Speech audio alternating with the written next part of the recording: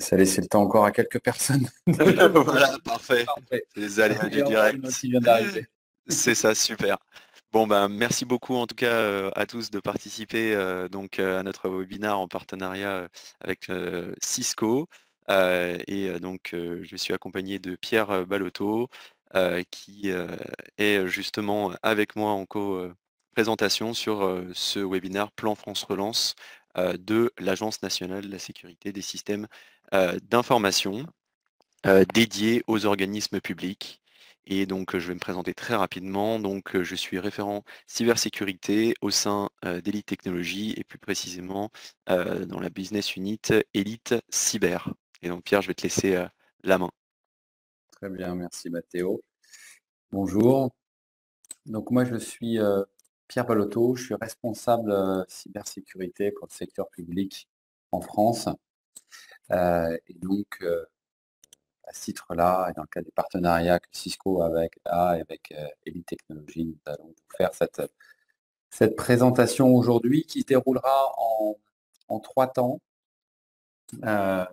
Le premier temps sera consacré, on va dire, à un petit panorama de la menace et notamment, on donnera quelques exemples pour ce qui touche le domaine des collectivités locales. Puis je repasserai la main à Mathéo pour présenter le parcours cybersécurité dans le cadre du plan de France Relance. Et le troisième temps, pour lequel je reprendrai la main, et qui consistera à développer on va dire, l'approche technologique de Cisco, notamment dédiée aux collectivités locales et aux recommandations qu'on peut qu'on peut y faire. Pardon. Vous devriez avoir accès au Q&A. Si vous avez des questions, n'hésitez pas à les poser dans le Q&A et on propose d'y répondre à la fin de la séance. Voilà. Commençons dès maintenant par la première partie. Bon, aujourd'hui, on est parfaitement conscient. L'état de la menace cyber ne cesse d'évoluer et elle est de plus en plus omniprésente et elle coûte cher. Si auparavant elle ciblait certains secteurs d'activité, aujourd'hui elle n'épargne aucun secteur, notamment celui des collectivités locales, on y reviendra. Les méthodes d'attaque et les outils qui sont utilisés sont très vastes et dépendent des motivations des attaquants. Donc, on a cité quelques exemples dans cette présentation, mais en fonction des objectifs recherchés par les attaquants, soit ils vont chercher à compromettre les postes utilisateurs ou à voler ce qu'on appelle des credentials pour rebondir sur le système d'information ou pour lancer d'autres types d'attaques. C'est malheureusement le cas et trop souvent d'attaques par rançongiciel pour essayer d'extorquer des fonds.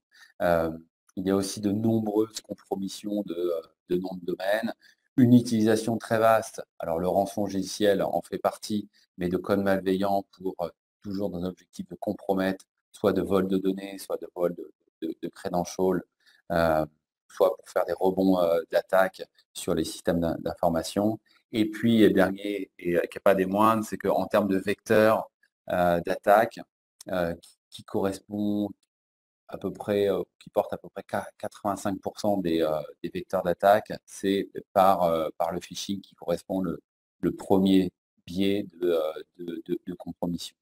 À titre d'exemple, dans les collectivités locales, sur les 2 dernières années, c'est à peu près 80% des collectivités locales qui ont au moins été touchées par une attaque et plus de la moitié ont subi 2 ou 3, voire plus, attaques.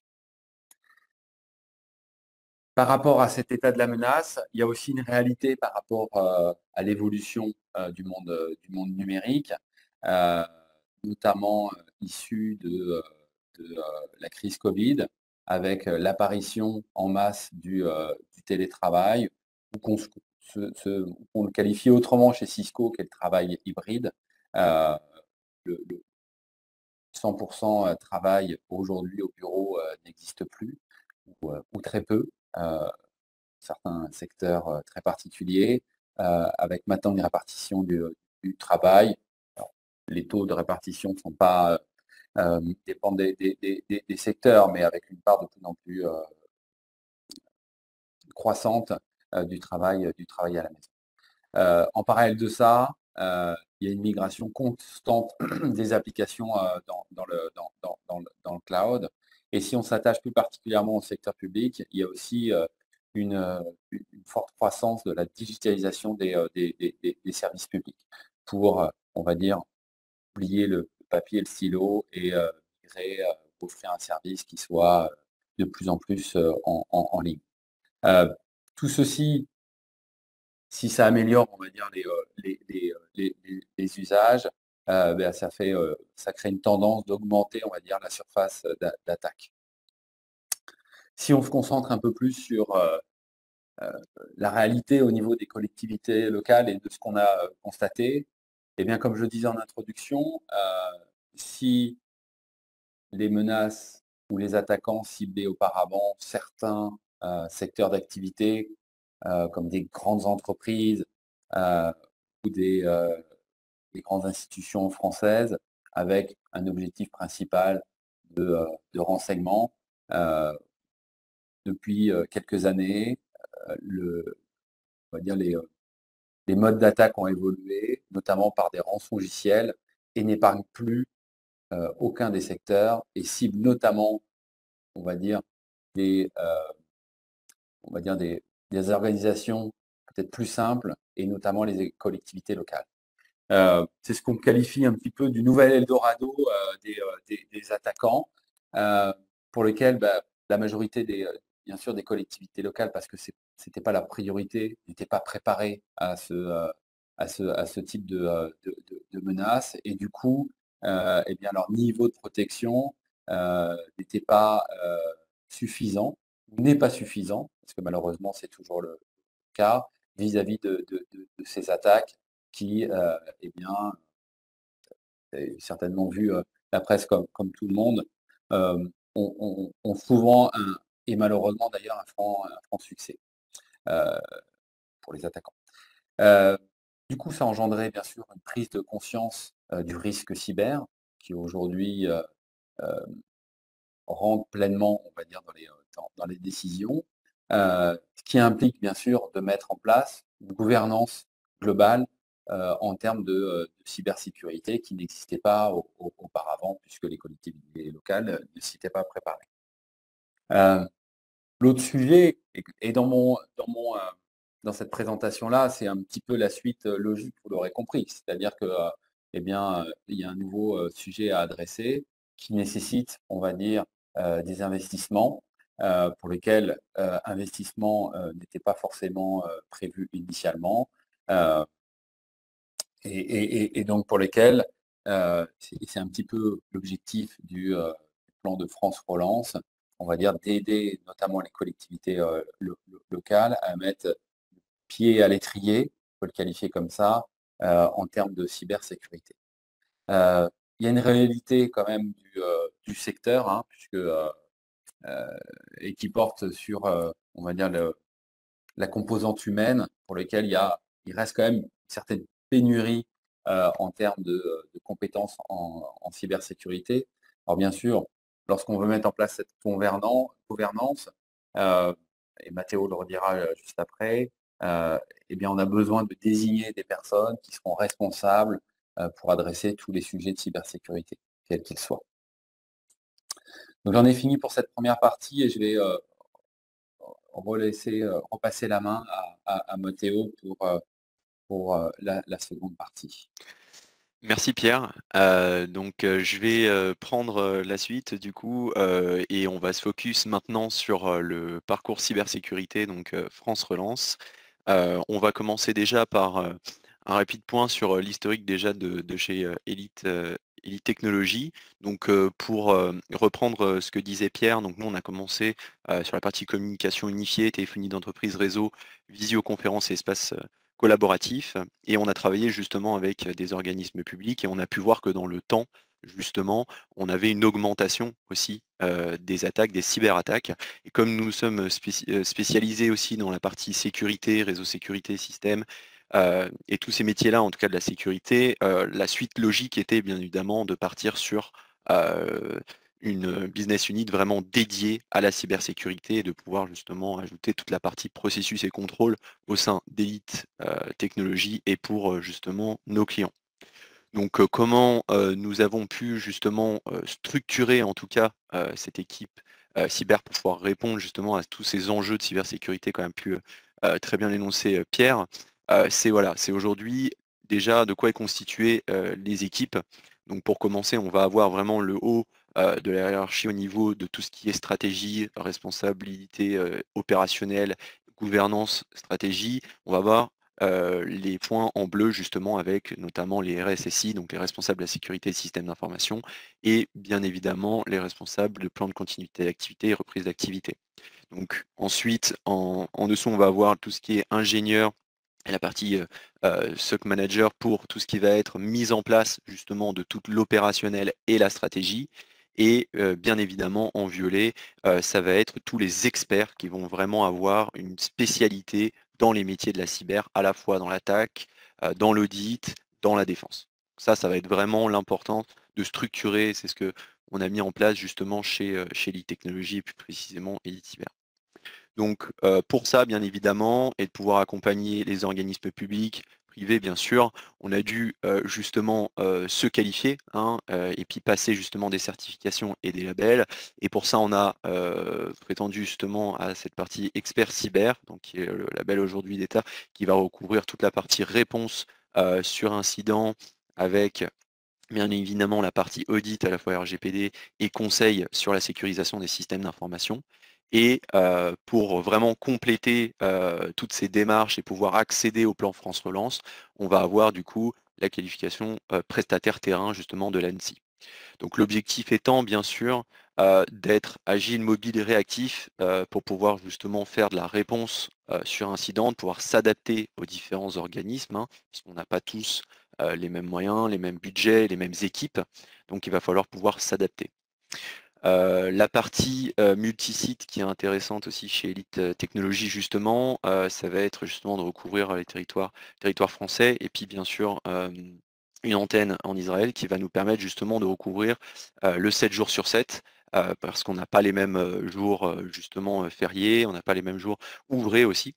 Donc ça va nous permettre justement de faire de la réponse sur incident et mieux gérer la partie astreinte.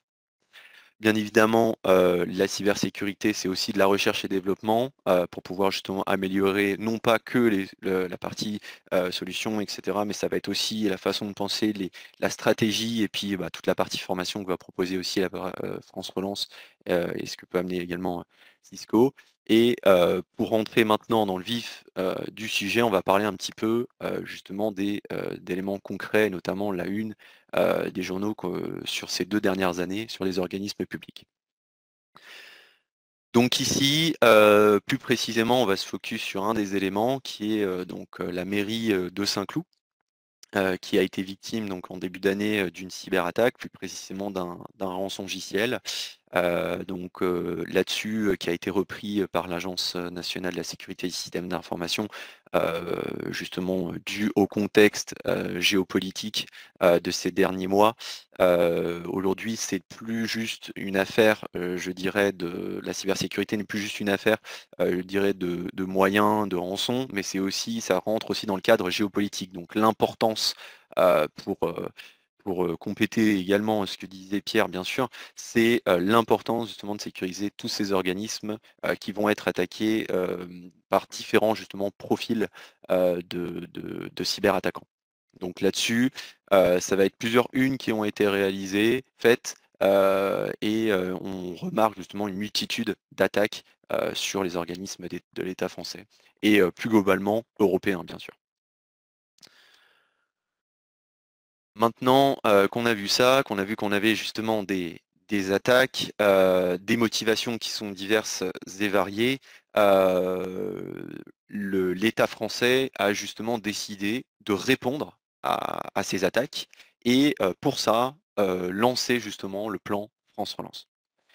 piloté bien sûr par l'Agence nationale de la sécurité des systèmes d'information, qui s'est vu allouer un budget justement de 137 millions d'euros sur 2021 et 2022 pour pouvoir justement le distribuer aux organismes publics, dont 60 millions qui est distribué directement aux collectivités et 25 millions sur la partie santé. Donc, l'objectif, bien sûr, c'est de renforcer la cybersécurité, proposer donc des parcours adaptés en fonction du niveau de maturité, ça on l'a dit, on n'a pas tous le même niveau de maturité en matière de cybersécurité, on n'a pas les mêmes équipes, les mêmes moyens également, donc ça va être de pouvoir cibler l'ensemble des organismes. Sensibiliser et pouvoir commencer à faire déjà des premières actions auprès des agents du secteur public. Donc pour ça, les sensibiliser, on verra plus tard, on entrera dans le détail, et bien évidemment faire un diagnostic, un état des lieux de leur système d'information pour pouvoir, bien évidemment, le next step qui va être le plan de sécurisation pour améliorer le niveau de sécurité. En somme, voilà, pour synthétiser un petit peu aujourd'hui ce que va proposer justement l'ANSSI, ce qu'ils ont mis en place, ça va être ces 3 points-là. Donc le parcours de cybersécurité qu'on verra plus tard, qui sera compris dans la partie PAC initiale, est financé aujourd'hui donc à 100% par l'ANSSI avec un budget maximum de 100 000 euros sur justement ce premier pack. L'obligation bien évidemment d'être accompagné par un prestataire terrain. Et nous aujourd'hui, Elite Cyber, on peut vous accompagner non pas juste sur la réalisation du parcours, mais également dans la candidature. On verra un petit peu plus précisément pourquoi il est important aussi de se faire accompagner sur la candidature. Donc je vais rentrer maintenant un petit peu plus dans le détail sur ces différents packs que vont proposer justement le plan France Relance. Donc 2 packs, le pack initial et le pack relais. Donc là, on a fait un peu plus le focus sur le pack initial, qui lui, donc, comme je vous l'ai dit, est financé à 100%, et le pack relais, lui, à 70%. On verra pourquoi et comment. Donc financé à 100%. Sur le pack initial, on va avoir 4 types de parcours en fonction du niveau de maturité. Donc, bien évidemment, de façon croissante, donc le parcours fondation qui va être plutôt à destination des organismes publics qui vont tout simplement ne pas avoir de personnes attitrées à la sécurité des systèmes d'information, ni de budget, et qui vont vraiment devoir partir de zéro et de commencer à fonder justement leur politique de sécurité des systèmes d'information. Le parcours intermédiaire, lui, qui va être plus dédié aux organismes qui vont déjà connaître déjà un petit peu plus les enjeux, qui vont avoir des personnes dédiées à l'administration déjà des réseaux de sécurité, et qui ont pour objectif de recruter dans leur effectif un responsable de la sécurité des systèmes d'information. Pour le parcours avancé, on va plutôt être sur des organismes qui ont déjà en place une équipe, avec déjà des mesures de sécurité bien en place et qui vont vouloir justement progresser pour pouvoir prétendre au justement parcours renforcé qui va ajouter toute la partie processus et contrôle de sécurité ajoutée aux mesures. Et bien évidemment, le parcours renforcé qui, lui, sera plutôt destiné aux opérateurs d'importance vitale dans les organismes publics qui veulent justement un niveau de sécurité très élevé exigé justement par l'État, l'ANSSI et la loi de programmation militaire. On l'a vu, ce pack initial, il donne suite du coup au pack relais qui, le pack relais, lui, va être le prolongement du pack initial sur l'accompagnement à la sécurisation à partir du diagnostic effectué par le pack initial. Donc on va rentrer un petit peu plus dans le détail justement de ce qui constitue les packs. Au niveau des démarches, c'est la question donc qu'on nous pose assez souvent sur justement ce plan France Relance. Donc, dans un premier temps, il faut tout d'abord déposer le dossier sur la plateforme France Connect. La plateforme France Connect avec justement les démarches simplifiées. Donc ça va être assez simple et rapide justement de pouvoir poser sa candidature. Donc là-dessus, tout simplement des données juridiques sur votre organisme public et déjà un je dirais, questionnaire sur déjà l'état des lieux au sein de votre structure, sur si vous disposez par exemple d'un responsable de la sécurité des systèmes d'information et un petit état des lieux sur votre SI au niveau de la sécurité. Donc c'est un rapide questionnaire auquel vous pouvez répondre. Ensuite, une fois que vous avez candidaté, que vous avez effectué la demande, vous allez être du coup contacté par la cellule candidat qui est du coup son objectif, sa mission, c'est justement de trouver le parcours adapté par rapport à votre niveau de maturité en matière de cybersécurité. Donc c'est là qu'on va vous dire, voilà, vous, ça sera plutôt fondation, intermédiaire, avancé ou autre. Une fois que ça s'est fait, que vous avez du coup eu votre parcours, c'est là qu'on va pouvoir rentrer justement en jeu et cyber avec la possibilité donc de démarrer ensemble sur le parcours et bien évidemment commencer le parcours de cybersécurité. Donc je vais rentrer un petit peu plus maintenant dans le détail de ce que va constituer déjà ce pack initial. Donc dans un premier temps, ça va être la partie audit. Donc l'état des lieux, le diagnostic, ça va être bien sûr 2 types. Donc le type d'audit organisationnel et le type d'audit technique. Donc 2 choses distinctes et très complémentaires à la fois, qui va permettre en fait de faire un audit 360 justement de l'ensemble de votre SI à la fois sur votre système et également vos usages, donc vous en termes d'organisation. Donc l'audit organisationnel, qu'est-ce que c'est? Ça va être un échange avec les différentes parties prenantes du système d'information. Et pour ça, on va avoir justement 8 thématiques données par justement l'Agence nationale de la sécurité des systèmes d'information, qui vont être les suivants. Donc la sensibilisation, le rythme de sensibilisation que vous avez au sein de votre organisme, la gestion justement des accès, comment se connectent vos utilisateurs, la protection des données et applications, ça peut être des données, applications métiers, développées d'État ou autres, la protection des équipements de travail, donc là on va plutôt être sur tout ce qui va être les systèmes de détection justement de malware ou autres comme les antivirus ou les EDR, la protection du réseau de l'entreprise dans votre cas de l'organisme public, la gestion de l'administration et de l'exploitation, donc ça va être comment gère l'équipe informatique au sein de votre organisme public et quelles sont les bonnes pratiques à avoir. La gestion des vulnérabilités, bien évidemment, pour pouvoir justement éviter le pire, que les attaquants puissent justement euh, exploiter des vulnérabilités depuis l'extérieur. Et bien évidemment, et ce qui est mis en place aujourd'hui par l'Agence nationale de la sécurité des systèmes d'information, c'est la détection et la gestion des incidents de sécurité via notamment la partie CSIRT et Security Operation Center. Donc là-dessus, ça va être des objectifs qui vont être fixés sur ces différentes thématiques pour que vous puissiez répondre à l'ensemble des enjeux de cybersécurité sur les différents points. Une fois qu'on a fini ces échanges et qu'on a pu faire cet état des lieux de votre justement situation dans un instant T, on va pouvoir passer également à la partie audit technique. Donc l'audit technique, cette fois-ci, ça va plutôt être sur ce que vous avez mis en place tout de suite sur vos outils de collaboration, de sécurité, et de pouvoir voir s'il y a potentiellement des failles de sécurité également ou des mises à jour, mais plus en temps réel sur l'existant.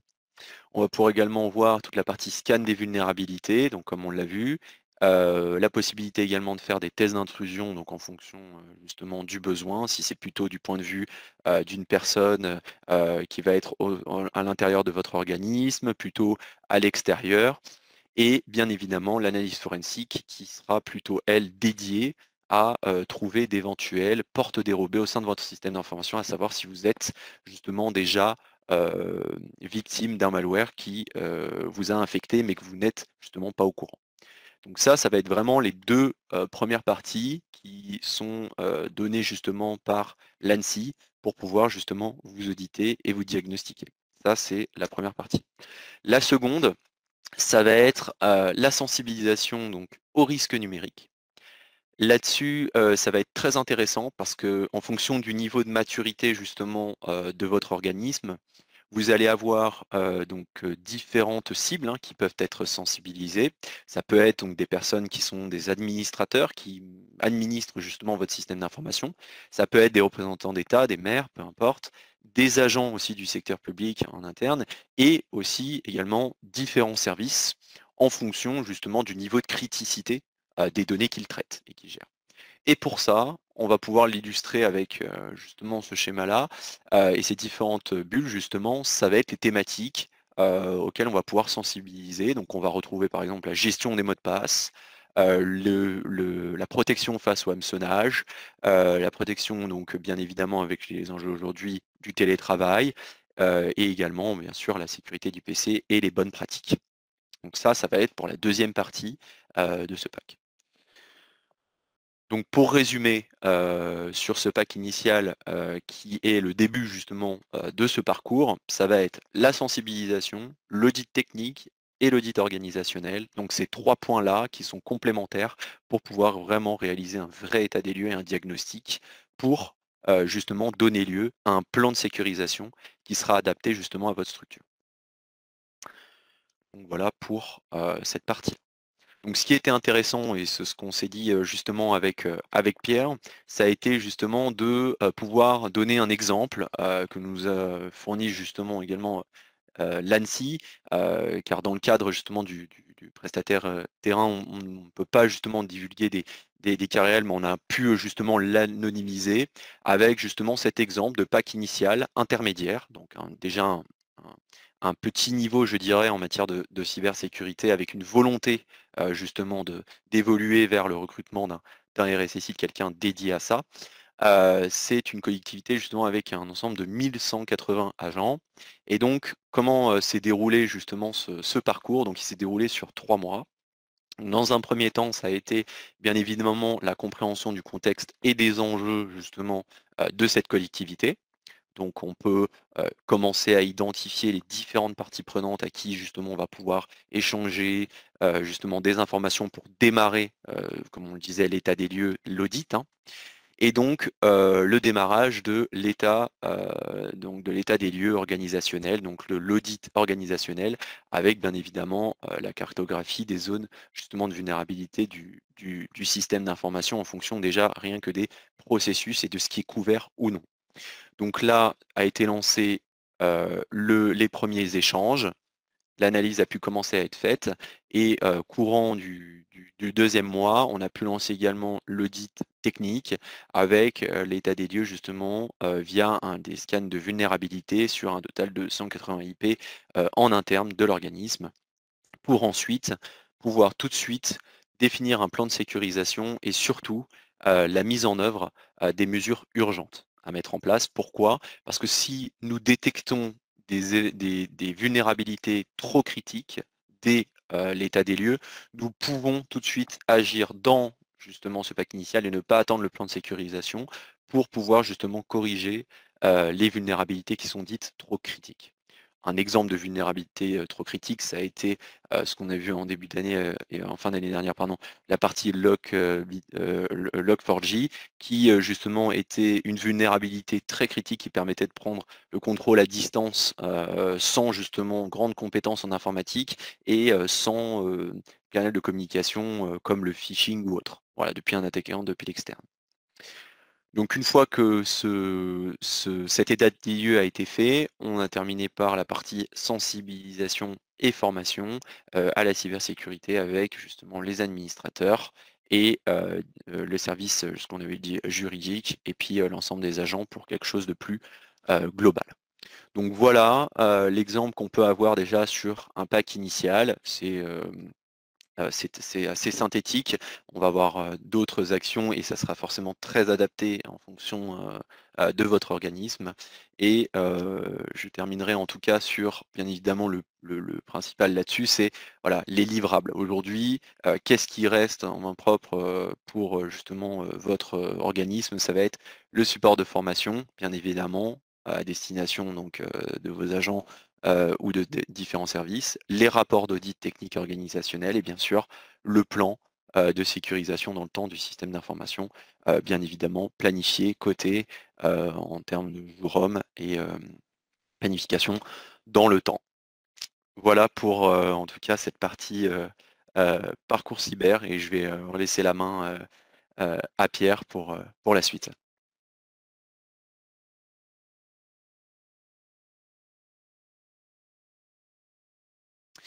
Ah, Pierre, je ne sais pas si on t'entend. Je crois que tu as le micro coupé. Excuse-moi. Voilà, Parfait. Voilà, parfait. je reprends la main. Voilà, je m'étais mis en mute. Pas de souci, je vais faire la même chose. Tac. Donc nous allons passer à la troisième partie de cette présentation avant de faire le jeu des questions à réponses. Comme je disais, hein, vous avez accès à l'interface en bas à droite pour poser des questions dans le panel Q&A. Donc, n'hésitez pas et on y répondra à la fin de la présentation. Donc cette troisième partie, comme je disais en introduction, elle vise à vous donner les recommandations, on va dire, technologiques ou les priorités technologiques en termes de protection en cybersécurité. Notre objectif est surtout de s'orienter sur le métier et l'utilisateur. Et nos trois grandes recommandations, elles touchent à développer une acculturation à la cybersécurité. Euh, deuxième, la deuxième priorité, c'est de protéger vos collaborateurs, euh, que ce soit sur, au niveau des mails ou au contrôle d'accès des applications, parce que ça représente, on va dire, une cible privilégiée des attaquants en termes de compromission, quelle que soit leur motivation. Et derrière, et ça c'est presque une opportunité, on va dire, à la fois de l'évolution du monde, euh, du monde, euh, du monde digital, mais aussi ce que permet d'apporter aujourd'hui les outils de cybersécurité, c'est de, on va dire, augmenter l'expérience utilisateur. Et donc ça, c'est vraiment l'opportunité euh, que, qui est apportée aujourd'hui, notamment au travers des solutions cloud, et j'y reviendrai juste après.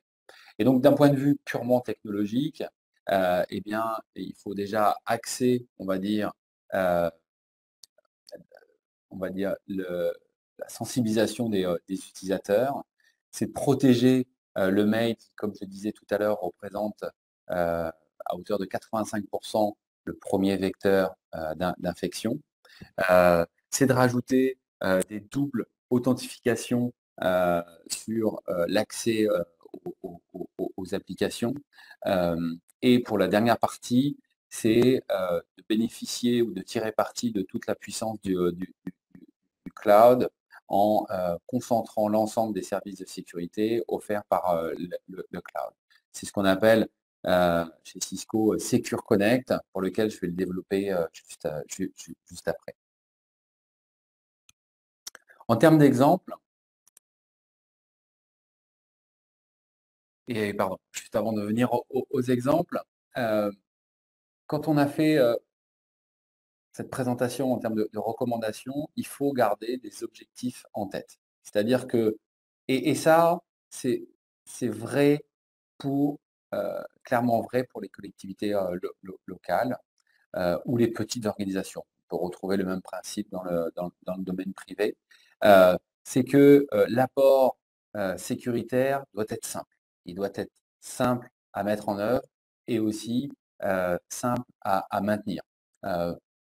Pour une bonne raison, c'est que, comme je disais, eh bien, même si dans l'objectif du plan de France Relance, c'est aussi d'allouer, on va dire, des ressources ou définir des rôles en termes en charge de la cybersécurité dans vos collectivités, bien sûr, ces ressources ne sont pas extensibles. Et donc, ça veut dire que la réponse technologique doit être simple. L'autre objectif qu'il faut garder en tête, c'est que les outils de cybersécurité qui vont être déployés doivent vous permettre de garder une visibilité complète sur votre système d'information. Notamment s'il y a eu des tentatives de compromission, que vous puissiez rapidement intervenir et savoir qui a été potentiellement infecté et pouvoir mettre en place rapidement les remédiations. Et le troisième point, c'est l'efficacité, bien évidemment. Si les solutions doivent être simples à mettre en œuvre et simples à soutenir, il faut qu'il y ait un résultat immédiat. Et c'est aussi dans cette logique-là que Cisco s'inscrit dans sa réponse technologique en termes de cybersécurité.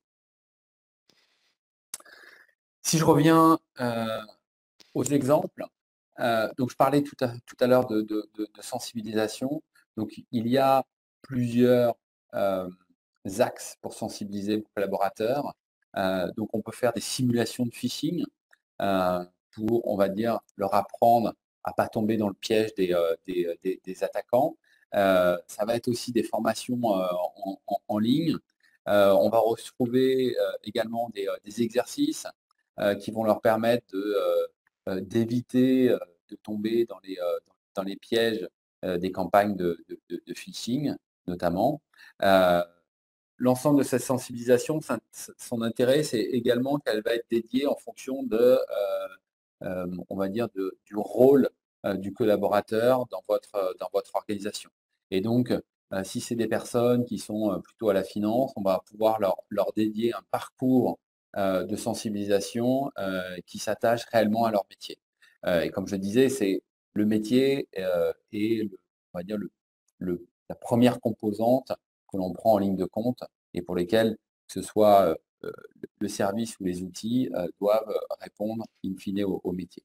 Et si on veut aller plus loin, bien évidemment, eh bien, on peut mettre vos collaborateurs en situation dans des jeux en ligne qu'on appelle des serious games.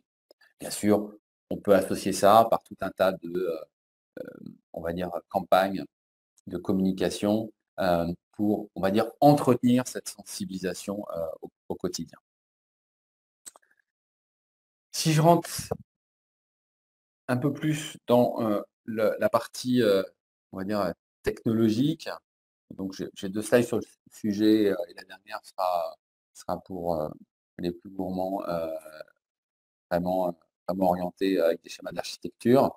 Je disais à l'instant que on peut favoriser l'expérience utilisateur en tirant parti de la puissance du cloud. Aujourd'hui, c'est complètement vrai, puisque on est capable d'offrir des solutions ou un service de cybersécurité complètement hébergé dans le cloud qui permet de protéger vos utilisateurs, euh, quelle que soit leur position, au bureau ou chez eux, ou même à l'extérieur, dans des endroits publics, euh, n'importe quand et avec n'importe quel terminal qu'ils utiliseraient. Un PC, un Mac, leur smartphone, etc. etc. Et en fait, ce service de sécurité va venir se positionner comme une coupole, si vous voulez, pour lequel l'ensemble des flux de l'utilisateur vont passer à travers son service pour protéger leur accès à Internet euh, ou, euh, ou protéger leur accès aux applications qui seraient en cloud. Ça leur permet également, puisqu'il y a aussi la notion de confidentialité des données, et on est parfaitement conscient que cette migration dans le cloud n'est pas non plus généralisée pour l'ensemble des applications, mais de garder un accès sécurisé, à travers d'un tunnel VPN notamment, aux systèmes d'information de l'entreprise pour lesquels les applications sont toujours hébergées. Et là où on améliore considérablement cette expérience utilisateur, c'est que déjà, ces services de sécurité sont complètement transparents. Donc il y a une direction automatique des flux, mais ça permet aussi d'optimiser les flux. C'est ce qu'on qualifie d'évasion locale, pour lesquels il y a un accès direct, on va dire, à ce service en cloud, que ce soit pour faire de la navigation sur Internet, pour accéder aux applications en cloud.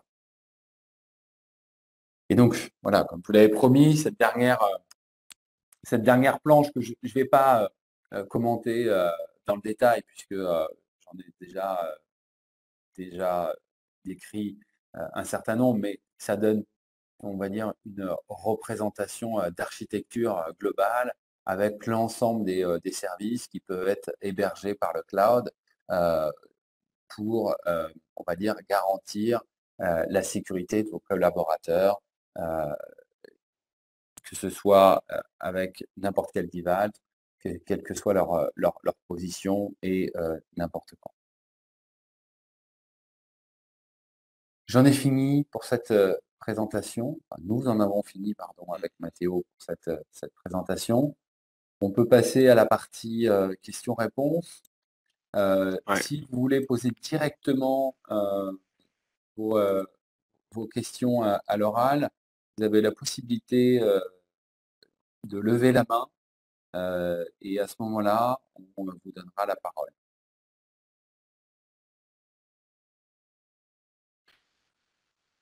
Alors, je vais peut-être reprendre la main du coup, Pierre. Vas-y, Mathéo. Je reprends. Tac. Je vais peut-être arrêter le partage comme ça. Alors, pour ça, c'est parti.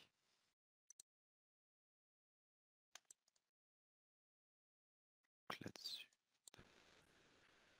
Alors, est-ce que nous avons des questions? Oui, on a une première question qui est combien de temps peut durer le parcours? Alors le parcours, ça va dépendre en fait complètement du niveau, en fait, de maturité en matière de cybersécurité. C'est-à-dire que si en fonction du nombre de collaborateurs, bien évidemment, de la taille, et puis, aussi le nombre d'appareils, de systèmes que vous avez au sein de votre système d'information, ça peut, justement, varier. Bien sûr, plus la taille évidemment est petite, moins on va prendre de temps.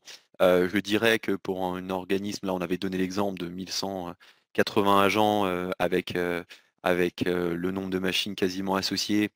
Le scan qui a été fait, on était plutôt sur une campagne de 3 mois. Je dirais que pour une plus petite structure, pour une centaine d'agents, entre 50 et 100, cela peut rentrer entre un mois et 2 mois. Après, bien évidemment, ça dépend de ce qui va être justement préconisé par la cellule candidat en fonction de votre niveau de maturité. Voilà pour le temps, la deadline. Tac, est-ce que...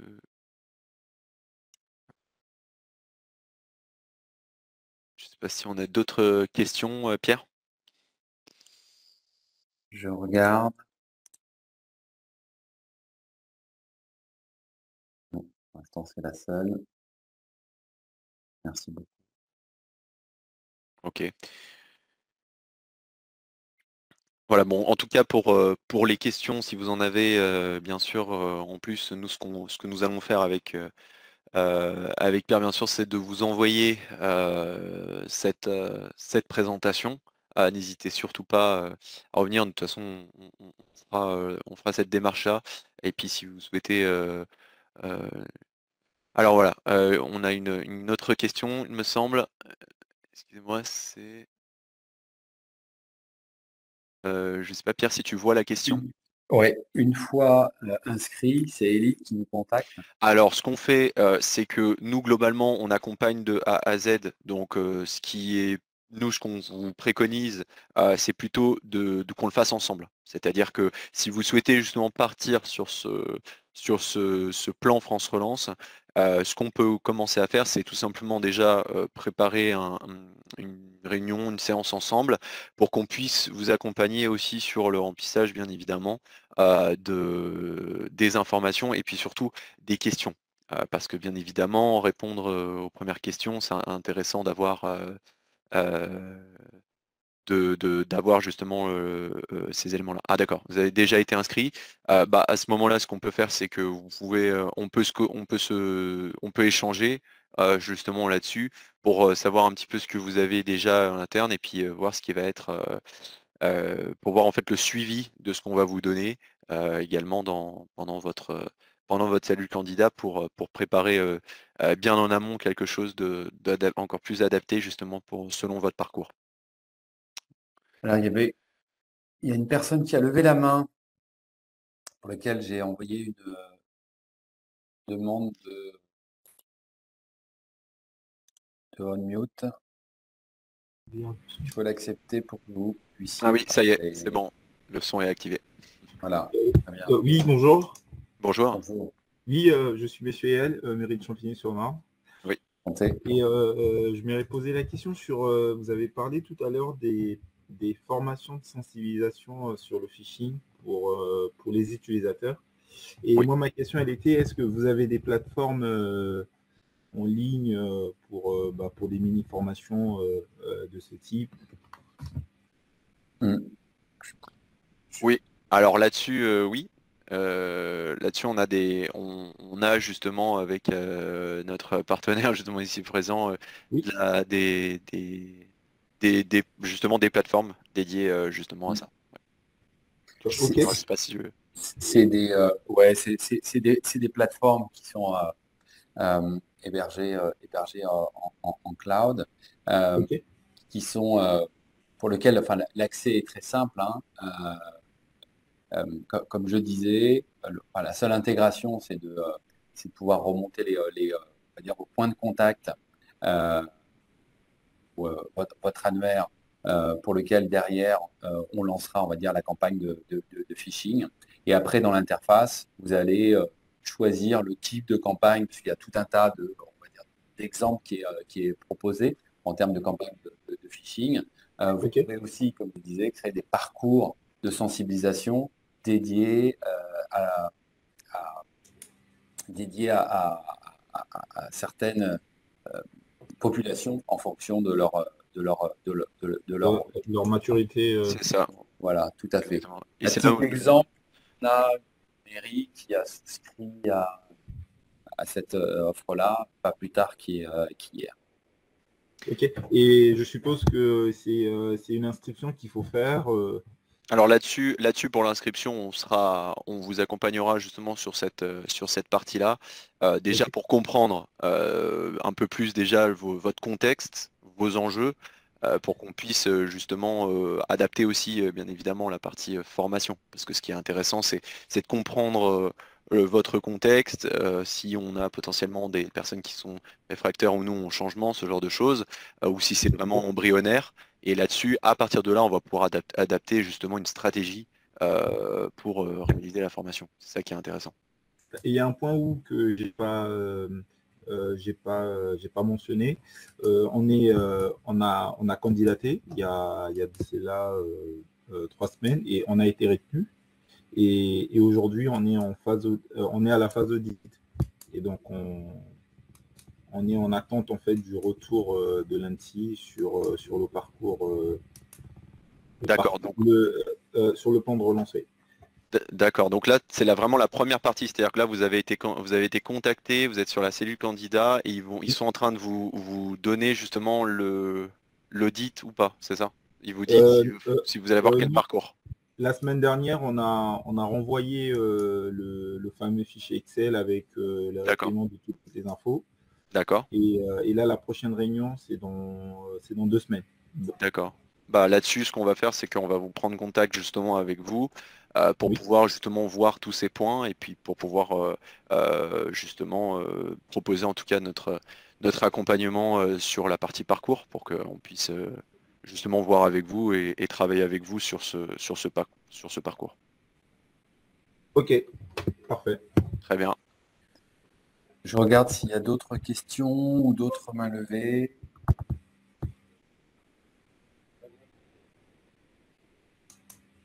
Non.